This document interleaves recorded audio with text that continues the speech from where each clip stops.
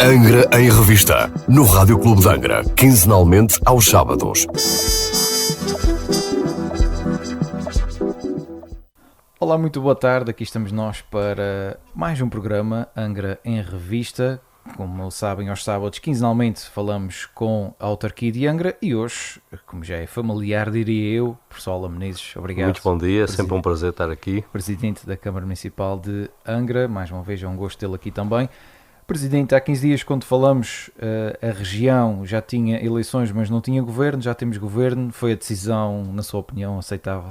Eu creio que é a decisão possível no atual contexto e agora esperemos os próximos episódios, até porque, no entretanto, vamos ter eleições nacionais, já no domingo que vem, e obviamente que isso também terá com certeza algum efeito sobre depois o contexto da evolução desta questão. Veremos o que é que acontece na relação entre o Chega e o Essa é uma preocupação, até que o Chega anunciou esta semana que será a principal oposição, quando até aqui saberíamos que era o Partido Socialista. Eu não sei se será a principal oposição, nunca será, porque tem apenas 5 deputados, portanto esse papel tem outro dono.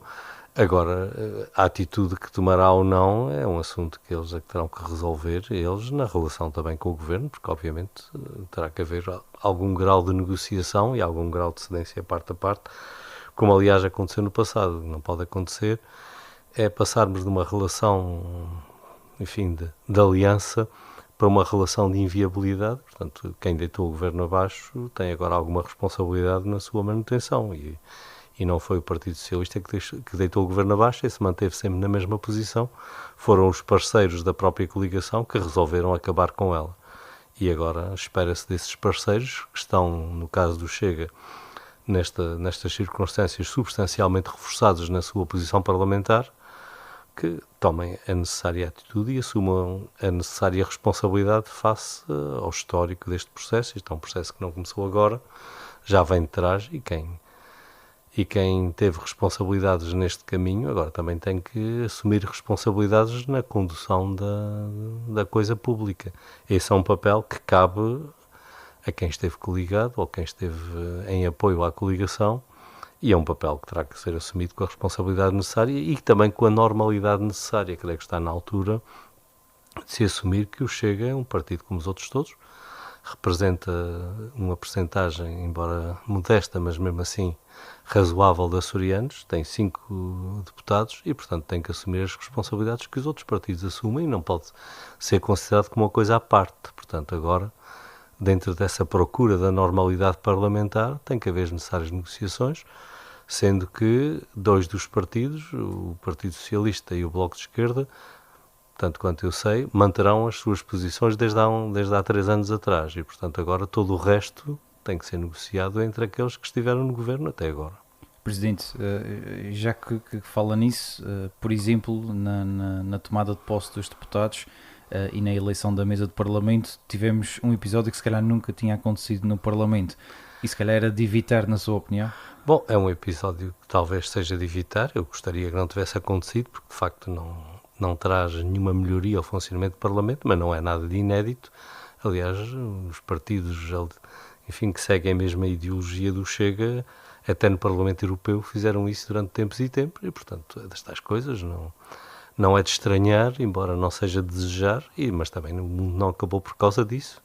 A vida continua. Exatamente. E aquilo que importa nesta altura é normalizar o funcionamento do Parlamento e encontrar posições de equilíbrio que permitam exatamente essa normalidade e garantir a estabilidade necessária à governação.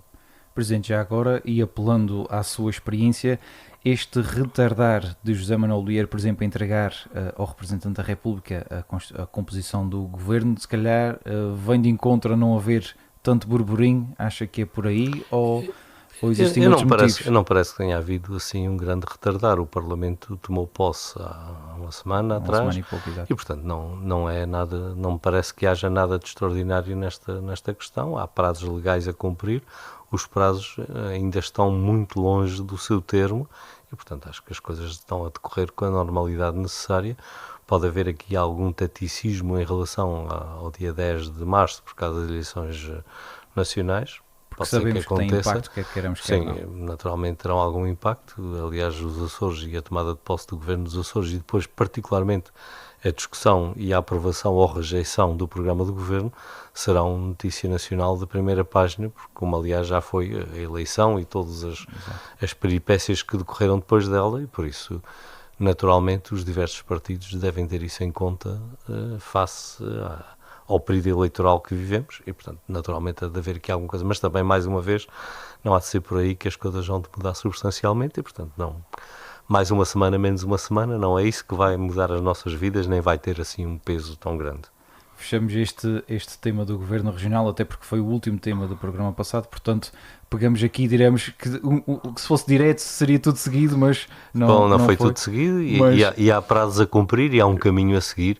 O que é importante nesse caminho é que todos, e isso é uma questão que nos interessa a todos, que todos os partidos mantenham a sua coerência, ou seja, quem é oposição continua a ser oposição e cumpra a sua missão enquanto oposição e quem é poder faça o que tem que fazer para ver o seu programa aprovado e que, enfim, que estabeleça as pontes e os entendimentos necessários, porque aquilo que era verdade há 3 anos atrás continua a ser verdade hoje. O mundo não mudou e, portanto, aquilo que se fez há 3 anos tem que estar presente na memória e na atitude do que se vai fazer agora, sob pena de vermos uma incoerência que os eleitores seguramente tomarão nota.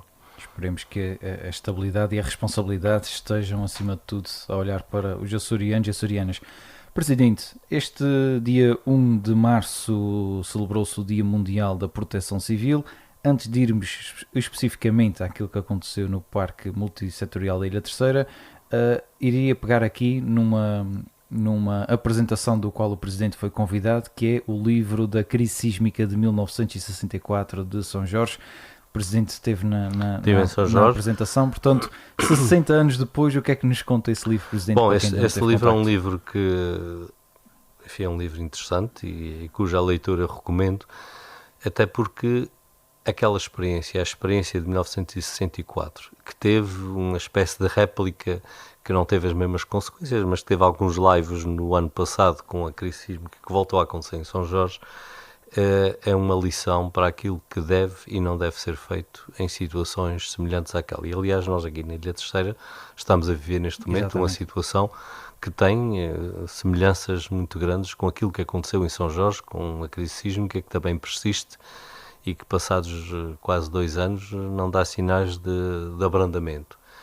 E, portanto, essas questões e as experiências passadas devem ser analisadas e, no caso de 64, é verdade que a crise sísmica teve centrada em São Jorge, mas aquilo que aconteceu teve efeitos muito importantes aqui na Ilha Terceira, com a chegada de mais de 1 milhar de jorgenses que chegaram aqui a Angra, com um movimento de solidariedade que é um exemplo de como as pessoas podem ser solidárias, particularmente num tempo difícil, estamos a falar de 1964, num momento também traumático por causa do arranque e do agravar da guerra colonial naquela altura, portanto estava-se a viver um tempo difícil do ponto de vista económico, difícil do ponto de vista social, mas ainda assim os terceirenses encontraram lugares nas suas casas para receber e ajudar aqueles que precisavam na altura, portanto foi também, e daí a razão da minha presença em São Jorge, foi também um momento importante aqui na Ilha Terceira, e aliás esperamos para breve a apresentação do livro também aqui em Angra, porque aquele livro não é apenas sobre São Jorge, é sobre São Jorge, está lá centrado, mas é também sobre Angra e sobre a Ilha Terceira e sobre o relacionamento com São Jorge e um estabelecer de pontes que depois teve consequências, porque uma parte importante das pessoas que para cá vieram acabaram por aqui se estabelecer e aqui estabelecer relações e amizades que em alguns casos perduram passados 60 anos. E, portanto, é de facto um momento que deve ser lembrado em ambas as ilhas. Não é uma questão de comemoração, não se comemoram as coisas ruins, mas devem-se lembrar e, particularmente, devem servir de lição e de ensinamento para aquilo que deve ser a atitude quer das entidades públicas, quer da população em geral, perante crises semelhantes àquela, porque elas podem acontecer de um momento para o outro.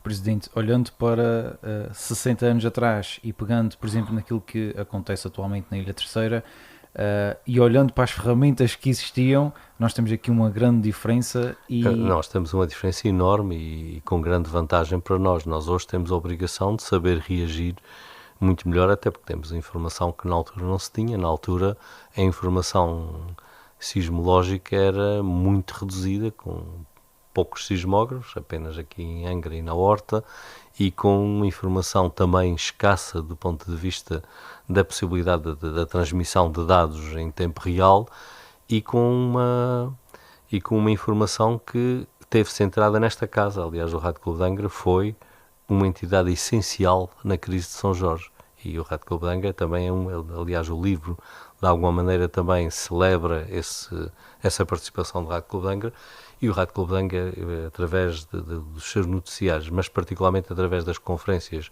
do Tenente-Coronel José Agostinho, que aqui, a estes mesmos microfones, falava para o povo de São Jorge, tentando acalmar e informar as pessoas, foi uma entidade fundamental em todo este processo. Portanto, hoje nós temos muito mais canais de informação, temos muito mais informação disponível do ponto de vista científico, e também temos uma população muito mais educada, com um nível cultural muito superior àquele que existia naquela altura, e portanto temos outras possibilidades de ter uma reação mais informada e mais calma a fenómenos como aquele que aconteceu naquela altura.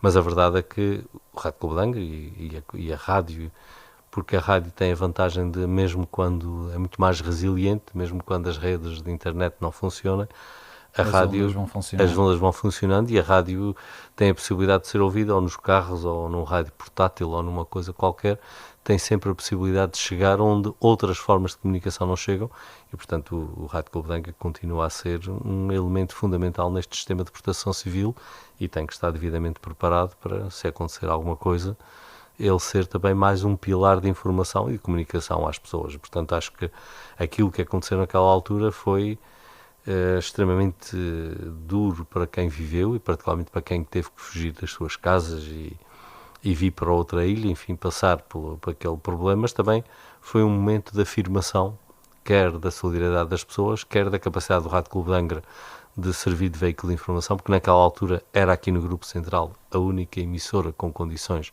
de ser ouvida regularmente em São Jorge. Portanto, é mesmo aquilo que agora é a RDP, que era o emissor regional que emitia a partir de São Miguel, não chegava aqui com a regularidade que devia chegar, e portanto o Rádio Clube de Angra, e na altura a voz da Terceira, era de facto a voz do Grupo Central, e foi a voz de São Jorge, e foi um tempo em que esta casa teve uma importância enorme naquele processo.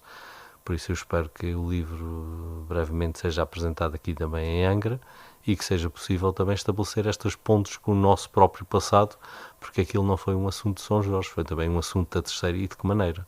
Já agora, relembrar os nossos ouvintes que é sempre importante ter um rádio a pilhas, com pilhas suplentes em casa, porque a qualquer momento pode acontecer uma crise sísmica, não sabemos, isso é preciso.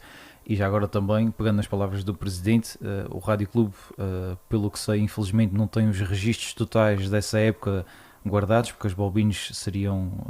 eram recicláveis. Eram recicláveis, portanto gravava-se por cima, mas ao que parece ainda existem umas réplicazinhas, e os jornais da altura relatavam muito que, segundo o Rádio Clube de Angra, aconteceu isto, segundo, portanto, o Rádio Clube de Angra... Aliás, o Rádio Clube de Angra, e no livro que foi agora editado, isso está bem expresso, foi um veículo fundamental na informação da população, e nessa altura as palestras do Tenente-Coronel José Agostinho foram extremamente importantes, e elas foram reeditadas também aqui em colaboração entre a Câmara e o Rádio Clube de Angra, estão disponíveis na internet, para quem as quiser ouvir, estão disponíveis no site da Câmara, num site chamado Angrosfera, que pode ser pesquisado facilmente na internet, e estão lá, e elas mantêm uma extraordinária atualidade. Realmente, passados 60 anos, aquilo parece que é dito para hoje. Presidente, quando comecei a falar deste assunto, e falando dos tempos, não é? Portanto, falamos de há 60 anos atrás, no caso desta crise sísmica de 1964,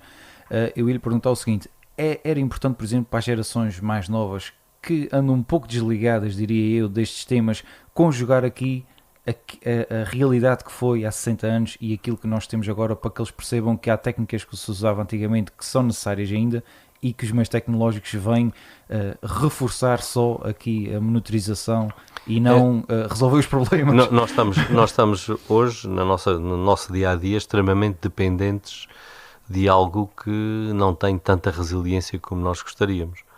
Um corte num cabo submarino na ligação com o meio, e pode-nos deixar falar uns com os outros, e temos que voltar aos tempos antigos. A rádio tem uma resiliência que estes outros sistemas não têm, até porque mesmo que um emissor seja destruído, há sempre a possibilidade de se pôr outro emissor, há sempre a possibilidade de tomarmos medidas alternativas que conseguem chegar às pessoas e conseguem chegar às pessoas sem necessidade de redes. Ou seja, é propagado pelo espaço adiante, sem necessidade de um suporte físico e, portanto, temos uma garantia de resiliência, ou seja, de resistência a situações anómalas que outros meios de comunicação social que estão dependentes de redes físicas não têm. Daí o interesse que a rádio continua a ter e a importância que ela continua a ter do ponto de vista da proteção civil, daí também os investimentos, que no caso concreto a Câmara também fez em colaboração com a Rádio Clodangra, na manutenção e na criação de emissores que permitam manter uma emissão mesmo que as coisas estejam a correr mal para outra via. Nós hoje, aqui no caso da Ilha Terceira, estamos reduzidos ao FM, estamos reduzidos a frequências muito elevadas e que têm uma propagação bastante mais curta. A onda média já desapareceu. A última onda média da Terceira foi a da rádio da Força Aérea dos Estados Unidos, também já fechou uns anos atrás, e, portanto, nesta altura, onda média nos Açores, creio que só existem 2 emissores, um que está no Pico da Barrosa e outro que está nas Flores, e, portanto, todos os outros emissores de onda média já cessaram a sua emissão e a maior parte das pessoas até já esqueceu que existe essa outra forma. Na altura, em 64, a onda média era quem funcionava, sendo que a onda média tem uma vantagem em relação ao FM, que tem um alcance muito superior, ou seja, é possível, com a onda média instalada aqui na Terceira, cobrir todo o grupo central, aliás, à noite até cobrir o arquipélago inteiro, e portanto havia outra facilidade de utilização. Hoje nós dependemos de emissores muito mais locais, que obviamente têm uma qualidade muito melhor, ou seja, na altura os mais antigos ainda se lembram, com a onda média, particularmente à noite, tinha assim uns tantos silvos e uns ruídos e umas coisas, mas pronto, era o que se tinha na altura, mas tinha essa vantagem de chegar longe e nós hoje não a temos. E foi uma pena que a onda média se tenha desaparecido totalmente, porque numa emergência mesmo a séria ela pode voltar a ser necessária. Mas esperemos que isso nunca aconteça e esperemos que seja possível manter as rádios a funcionar nos FMs, fazendo, se for caso disso, interligação entre emissores de várias rádios que estão espalhados pelas ilhas e, portanto, atingir o mesmo grau de cobertura a partir de pontos diferentes. Mas essa é uma questão que deve estar sempre presente nestas questões da proteção civil e nós acabamos de passar pelo Dia Mundial dela e é sempre bom lembrar que a resiliência nas comunicações é também uma das necessidades absolutas de um bom sistema de proteção civil. Presidente, pegando no Dia Mundial da Proteção Civil, que se celebrou esta sexta-feira, os 2 municípios estiveram representados e eu destacava aqui 2 coisas. A primeira é que o Concelho de Angra fez um grande reforço, não só na sua proteção civil, ou melhor, no âmbito da sua proteção civil municipal, que até equipou algumas juntas de freguesia com equipamentos que são necessários em caso de acontecer alguma coisa, e depois o envolvimento das pessoas com a proteção civil. Isso são duas vertentes importantes. São vertentes muito importantes, até porque esta questão da proteção civil, obviamente que é uma responsabilidade primeira dos municípios e dos governos, mas é também uma responsabilidade individual. Todos nós somos parte do sistema de proteção civil e, aliás, já falámos isto aqui várias vezes neste programa, cada um de nós tem a obrigação de, nas nossas casas, nos nossos empregos, nas nossas vidas, tomar as medidas necessárias para prevenir acidentes e sermos capazes, quando acontece qualquer coisa, de sermos parte da solução e não parte do problema, ou seja, termos condições de colaborar na resolução do problema e termos condições para agir de forma informada e de forma capaz em caso de acontecer qualquer coisa. E é nesse contexto que a Câmara, com as juntas de freguesia, tem vindo a criar núcleos de freguesia de proteção civil que se destinam não apenas a envolver os membros da junta, que obviamente têm a obrigação de os coordenar, mas a população das diversas freguesias para poderem dar uma primeira ajuda e uma primeira intervenção quando aconteça qualquer coisa. E é importante recordar que quando acontece algo de grave, os meios mais importantes, os meios do município, os meios do governo, têm que se concentrar naquilo que é mais importante e mais urgente. Isso faz com que coisas mais pequenas, que acontecem sempre em outros lugares, não possam ser resolvidas na altura. Com estes núcleos é possível resolver esse problema, em vez de nós ficarmos à espera com um bueiro entupido ou com uma parede caída durante 3 ou 4 ou 5 dias ou uma semana, porque se as coisas forem muito graves noutro lugar, tem que se dar prioridade ao que é prioritário. Em vez de estarmos à espera, temos a possibilidade de, a nível local, ir resolvendo isso, e o que tem duas vantagens: liberta recursos para agir onde seja efetivamente mais urgente e mais grave o problema, e resolve o problema das pessoas nas pequenas coisas. Isso tem corrido bem, e a verdade é que as intervenções, quer de bombeiros, quer da própria sistema de proteção civil municipal, em pequenas coisas de freguesia, têm vindo a reduzir-se, porque essas pequenas coisas normalmente são resolvidas rapidamente pela respectiva junta de freguesia. O que é excelente, porque assim podemos dedicar-nos àquilo que é mais grave e mais urgente. Estes núcleos são núcleos que têm uma dupla missão, esta pequena intervenção, mas também têm outra missão, que é ir educando e preparando as pessoas. E nas freguesias que foram criando, e nesta altura já são muitas, e aquelas que ainda não criaram estão todas já em vias de o fazer, há também uma outra obrigação, que é fazer palestras, fazer formação e dar aqui uma outra relação com as pessoas, no sentido de lhes pedir, primeiro, que resolvam o seu próprio problema pessoal ou o evitem, e depois, quando tiverem disponibilidade para isso, que sejam parte do sistema e ajudem a sua junta na resolução desses problemas, porque isso é uma contribuição para o bem comum e para a segurança de nós todos. Isso realmente trará vantagens, porque prevenir é sempre Prevenir é sempre melhor. E no caso, e aliás, voltamos a recordar uma coisa que no caso aqui da Ilha Terceira, em particular aqui da parte oeste da ilha, é importante lembrar.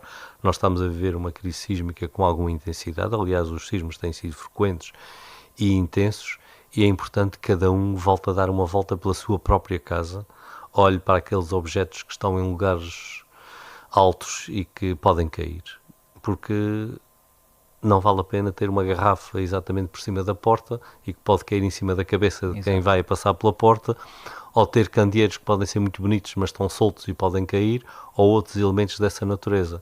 Não custa nada colocar as coisas em posições que, no caso de uma queda, não sejam motivo de acidentes pessoais ou até da sua própria destruição. Não faz sentido ter coisas caras e colocá-las por cima do armário, exatamente no sítio de onde vão ser projetadas.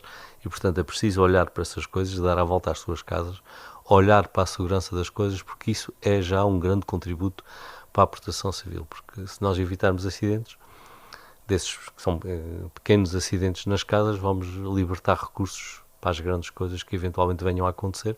Mais uma vez, eu não estou aqui a fazer nenhuma premonição, nenhuma previsão de desgraça nenhuma, não é isso que nos move, e eu não tenho nenhuma informação que não seja pública e que as pessoas não saibam. O que eu estou aqui a dizer é que é no prevenir que está o ganho, e nós todos temos a obrigação de prevenir, dar uma voltinha pela casa, ver estas coisas que estão soltas, olhar para as nossas próprias casas. Às vezes temos uma parede mal tapada mesmo diante do portão, ou mesmo por cima da porta para onde nós vamos sair no caso de uma emergência, e convém olhar para essas coisas, porque são pequenas coisas que se podem ir resolvendo, e quando elas forem resolvidas ficamos muito mais seguros. Até porque se não tivermos problemas, podemos ajudar o vizinho. Exatamente, podemos ajudar lá, e mesmo que não ajudemos ninguém, deixamos de ser parte do problema, porque se nós tivermos um acidente em casa, alguém vai ter que ir ajudar, e essa equipa que for ajudar não vai poder estar noutro lugar qualquer, onde se calhar também é necessária, e portanto evitamos mobilizar meios que podem ser úteis para outras coisas. E isso é uma parte importantíssima deste pensamento da proteção civil, que é algo que tem que começar dentro das nossas próprias casas, é algo que tem que começar pelas nossas próprias vidas pessoais, e que ao fazermos isso, ao resolvermos o nosso problema, estamos a colaborar para resolver o problema de todos, porque cada problema é mais um problema que cai em cima dos outros todos. Claro. Presidente, ainda pegando aí na crise sísmica de Santa Bárbara e na estrada do Cabo do Raminho, porque continua encerrada, já é público o descontentamento das pessoas locais através dos seus presidentes de junta, sendo uma estrada regional da responsabilidade do Governo e neste caso também das obras públicas. Pergunto-lhe, como presidente da Câmara daquelas freguesias, se há algum avanço naquela matéria. Nós, nos dias imediatos àquele acontecimento, tivemos uma reunião sobre essa matéria com o Governo, e ficou acordado que seria melhor manter a estrada fechada por razões de segurança, até que fosse possível resolver o problema com garantia que ninguém se vai magoar ali. É preciso não esquecer que, no entretanto, foram sempre caindo pedras e as pedras continuam a cair. Portanto, as pessoas veem e sabem que a segurança ali está muito reduzida. Portanto, não se trata de uma questão de abrir a estrada até com meia hora de serviço fica transitável. Trata-se sim de evitar que aconteça alguma coisa, particularmente num período em que os sismos têm sido frequentes e nós nunca sabemos quando é que o mais intenso vai acontecer e que vai voltar a colocar pedras sobre a estrada. Agora, isto exige da parte das obras públicas um trabalho que eu espero que esteja a ser feito de projeto. Esta questão, para ser resolvida, não é apenas chegar lá, cortar as árvores, como aliás já se fez no passado, e tirar as pedras que estão mais soltas. Isso dá-nos algum tempo de segurança, é verdade, mas é apenas até o próximo sismo acontecer. Se calhar é uma falsa segurança, não é? E é uma falsa segurança. Portanto, o melhor será mesmo fazer uma intervenção de fundo e que resolva com algo. Obviamente nunca resolverá para todo o sempre, porque o todo o sempre não existe. Será sempre para evitar, mas para nunca será evitar 100%, nós não sabemos. Sim, para evitar o que é mais frequente, ou seja, com certeza que ninguém está à espera que no caso de acontecer um sismo tão violento como o de 1980 não vá cair pedras. Ou seja, pelo menos garantir que para aquilo que são as situações mais normais, e em particular para uma coisa que preocupa neste momento mais do que os sismos, que é o vento. Quando há vento e aquelas árvores que estão lá pela encosta acima oscilam, têm as suas raízes em pedras soltas e elas vão cair. Portanto, resolver esse problema e criar uma barreira ao longo da estrada. Já foi alvitrado a criação de uma barreira em betão encostada à encosta, ou na base da encosta, com um espaço por trás, de forma a apanhar as pedras que rolam pela encosta abaixo. Esta poderá ser uma solução, mas obviamente isso é um trabalho de engenharia de projeto que não sei qual é a melhor das soluções. As nossas... Sim, é uma questão que exige um trabalho mais aturado de quem se dedica a essas coisas. Eu espero que o Laboratório Regional de Engenharia Civil esteja a trabalhar nesse assunto e que em breve nos surja uma solução e que essa solução depois seja rapidamente executada, porque nós não podemos ter aquela estrada fechada durante muito mais tempo. Nós estamos a chegar ao fim do inverno, aliás estamos à beirinha da entrada da primavera. Exato. As pessoas precisam de circular, a ilha vai-se voltar a abrir à atividade turística, as pessoas que têm cerrados de um lado e do outro desta estrada cortada precisam de fazer as suas cemitérias, precisam, em alguns casos, diariamente ir tomar conta de animais, precisam de passar com enfim tudo o que passa ali, e isso tem que ser resolvido. E, portanto, nós precisamos urgentemente de ter soluções e precisamos urgentemente de respostas por parte do Governo. E já percebemos também que a estrada alternativa de terra batida não dá nem de perto nem de longe as condições mínimas de segurança. Bom, a estrada tem dois problemas. Um é o ser uma estrada que tem uma boa parte do troço em bagacina, e outra é o seu próprio traçado. É uma estrada, um caminho florestal que foi pensado para se passar devagarinho num passeio ou para se ter acesso a matas e não propriamente para ser uma estrada de circulação diária. Tem lá zonas em que duas viaturas dificilmente passam uma pela outra sem que uma pare. Tem curvas que não satisfazem os ângulos mínimos de segurança, tem uma descida ou subida, depende da direção, muito inclinada e que tem sérias dificuldades para viaturas maiores e, portanto, é uma estrada que desenrasca para uma emergência, mas não é uma estrada que nós queiramos a servir as populações daquela zona.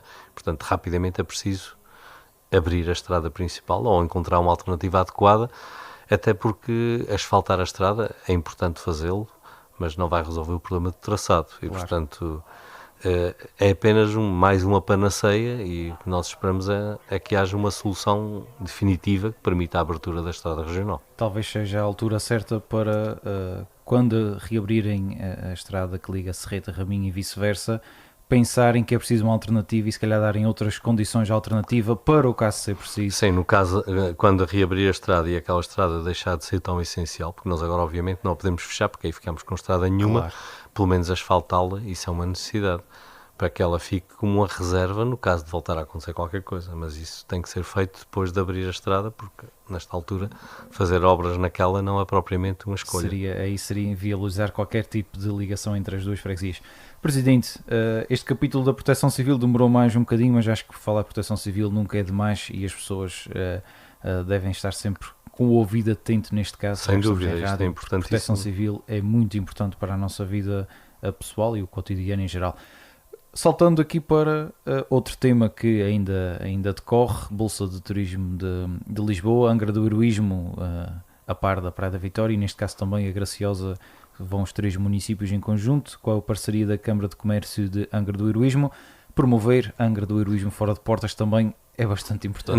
Neste caso, promover a Ilha Terceira e a Ilha Graciosa, porque não se pode fazer promoção de Angra sem fazer promoção da praia e vice-versa, já que ninguém vem a esta ilha só para ver um dos concelhos. Quem aqui vier, com certeza que quer visitar ambos os lados da ilha.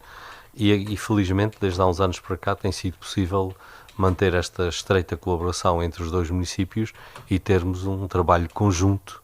E neste caso temos também o gosto de ter connosco a Graciosa e, portanto, associamos aqui estas 2 ilhas numa promoção que esperemos que seja profícua. E fez-se um bom trabalho na preparação, tem-se feito um bom trabalho com a Câmara de Comércio, com o Explore Terceira e um conjunto de outras iniciativas. Fez-se um trabalho que mais nenhuma ilha tem, que foi a edição de guias. A Terceira é a única ilha que tem guias profissionais, livros, devidamente editados e à venda nas principais editoras. Voltámos a fazer agora recentemente mais um acordo com uma editora francesa para estarmos na primeira página dos guias. Temos vindo a fazer um grande esforço de investimento na promoção da visibilidade da ilha. É o que está a acontecer agora com a telenovela que está a ser passada na televisão, e é o que está a acontecer, por exemplo, com a realização das Glexes e outros eventos que de facto colocam a Ilha Terceira no mapa global, e isso tem tido algum efeito. Claro que continua a faltar uma outra parte deste processo, que é a questão das acessibilidades, que em vez de melhorar tem vindo a piorar, e aliás os números de passageiros destes últimos meses indicam exatamente isso, e portanto é importante voltar a falar do mesmo, e particularmente é importante que quem promete coisas as faça. Não pode ser na campanha eleitoral uma coisa e depois na vida comum outra, e portanto é bom que as pessoas se lembrem disto e que aquilo que se disse tenha algum significado, e nós estamos aqui à espera de ver como é que as coisas vão evoluir. É verdade que o número de dormidas reduziu pelo 2º mês consecutivo, portanto nota, e pegando naquilo que o Presidente disse. Presidente, a sazonalidade continua a ser um problema geral das nossas ilhas. Pergunto-lhe agora Já aqui... foi um problema maior, continua a ser um problema, mas é algo que continua a ser necessário corrigir, até porque os Açores de inverno não são propriamente um lugar feio de se estar, e mesmo uma boa tempestade tem a sua graça e as pessoas com certeza querem experimentá-la. Agora nós precisamos é de criar condições de acessibilidade e particularmente condições de previsibilidade na acessibilidade. Nós continuamos a ter demasiados voos a mudar de hora, demasiados voos cancelados, e obviamente quem vem de um destino qualquer que tem ligações, pois tem uma experiência que depois não quer repetir. Eu ia terminar com um bocadinho de ironia, Presidente, e sendo o povo português um povo de memória curta, e atenção que eu não quero ofender ninguém, a Bolsa de Turismo de Lisboa, em vez de ser em fevereiro, março, poderia ser em setembro, outubro. Pois, não sei, eu não sou especialista nas questões de turismo. Do... Aquilo que eu percebo é que esta Bolsa nem sequer se destina a fazer promoção para este verão, mas sim tentar vender soluções para o ano que vem. Portanto, estas coisas têm estes tempos. Não é possível lançar produtos turísticos, nem voos, nem outras quaisquer promoções para o mês a seguir, claro, em cima do momento. E, portanto, eu creio que nesta altura aquilo que se está a fazer em Lisboa é tentar promover o turismo no ano que vem. E tem dado alguns frutos, a verdade é essa. Esta foi uma questão aqui com um toquezinho mais soft, diria eu. Para... Sim, mas é uma questão que não deixa de ser importante, até porque nós temos tido algumas experiências amargas nessa matéria. Quando a SATA resolve 2 meses antes lançar um voo, como já aconteceu aqui para a Terceira, obviamente que o que vem a seguir não corre bem, e depois de seguir, como não corre bem, já não podemos continuar. A promoção e, portanto, a promoção em cima do momento não é a solução. Estas coisas têm que ser feitas com tempo, com planeamento e com a devida visibilidade, e encontrar os parceiros certos que permitam vender. E isso requer tempo e requer que se faça este tipo de investimentos, como aquele que os municípios estão a fazer neste momento na Bolsa de Turismo de Lisboa, que obviamente não se destina às pessoas de Lisboa, mas sim aos agentes de viagens do país inteiro, e alguns até fora do país, que por ali passam, e o objetivo é que eles vendam o nosso destino no futuro e não Claro. propriamente no mês que vem. E a Bolsa de Turismo de Lisboa atrai muita gente e é um ótimo cartão de visita para aqueles que visitam a Feira Internacional de Lisboa, possam também ficar com o bichinho de querer, quem não conhece os Açores, de querer conhecer. E este ano os Açores estão no centro porque são O destino convidado. o destino convidado e, portanto, tem tido um relevo bastante maior e espero que isso também resulte em mais visibilidade e mais visitantes. Presidente, foi mais uma vez um gosto enorme tê-lo Muito obrigado, na foi Voz um da prazer. Terceira. Obrigado e continuação de um bom fim de semana. Para si que nos ouve também, a continuação de um bom sábado e de um bom fim de semana. Angra em Revista, no Rádio Clube de Angra, quinzenalmente aos sábados.